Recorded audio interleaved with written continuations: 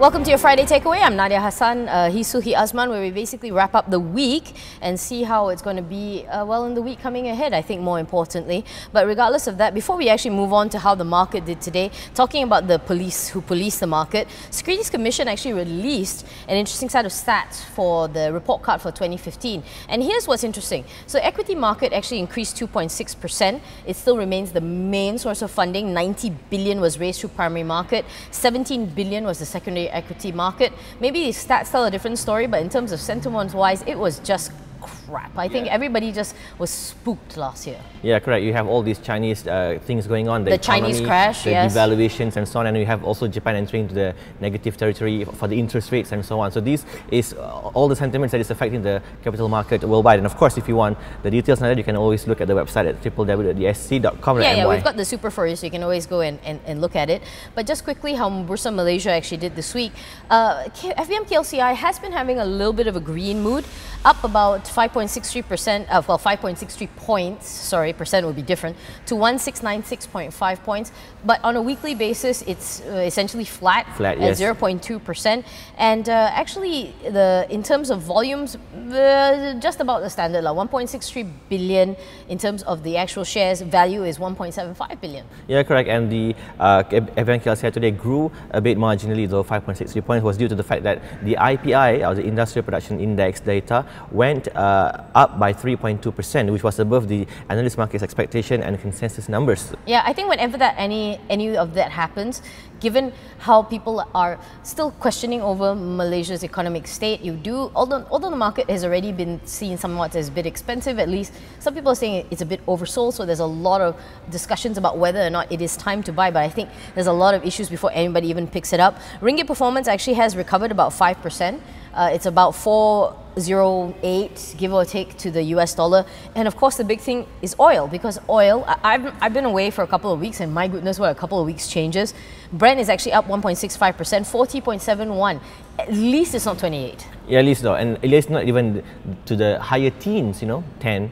Or maybe 11. It's never reached that. Yes, that's what we're hoping not to reach. Be reaching it. And then, of course, moving on to the ECB. What did Super Mario Draghi do this time, Nadia? Well, actually, all he did was he extended already the bond buying program, and he just cut rates further from 0.05% to 0%. They already have negative interest rates. It's done from 0.3% to 0.4%. It's, of course, making it more expensive for banks in that area to sort of keep their money.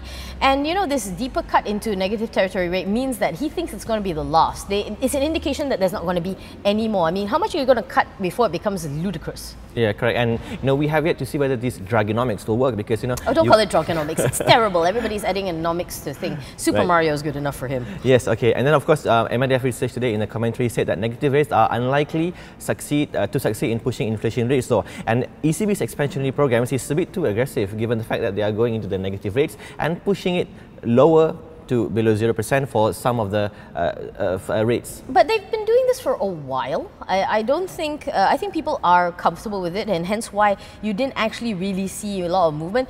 Little bit positive, but most people seem to be quite flat on Super Mario's moves. It did cause some ripples. Dow Jones was a bit down, but Dow Jones also has been a bit of temperamental. 0.3%, S&P also up marginally, Nasdaq's down 0.26%.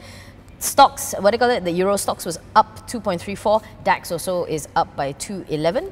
How did Asia do today? Well, the Asia is all green today. We see Nikkei 225 up by 0.51%, CSI 300, which is comprised of index from Shanghai and Shenzhen, up by 0.17%, and Hang Seng today surprisingly by 1% up. Okay, so the other things before we move on to what was a highlight of this week is that we do have our first new listing for this year. Congratulations. 3 months in. Chin Hin, of course, is a building company. First counter, as we said, list this year. The IPO price was 65 cents. It closed up about 82 cents. That means it's gained about 26.2%. Now, you know what I think about IPOs, right? And IPOs, when they have really high premiums on the first day, I never think that's a really good thing. Mostly it just means that you priced your IPO wrong and you didn't get as much money as you wanted to. But our colleague Charlotte actually, of course, has a really interesting interview. You can kind of go check it out. So I don't know. We'll talk more about the other listings, but moving on to what actually was the highlight of this week, we couldn't get away from talk about Tan Sri Zeti, the OPR, and of course the economy.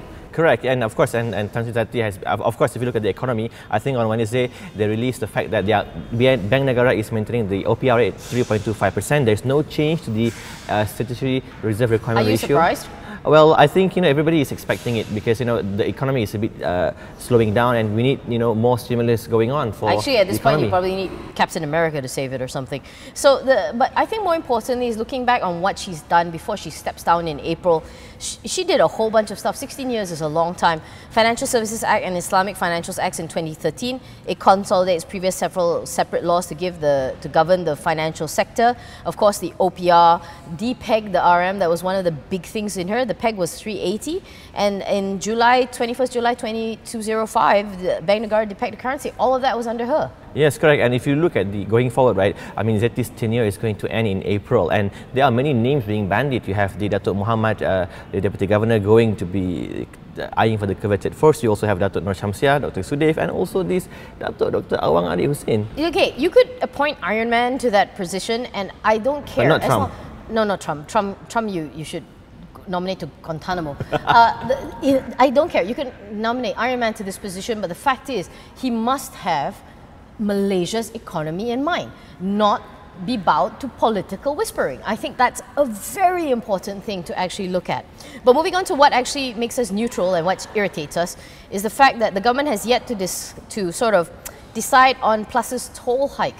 Now, of course, KL in general, and other states probably laugh at KL because it says you are the ones using most of it.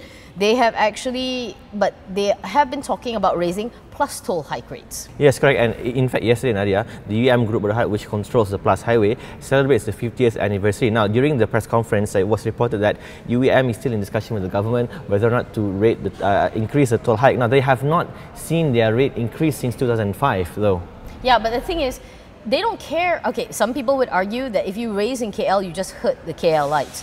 But if you raise Plus, you hurt everyone.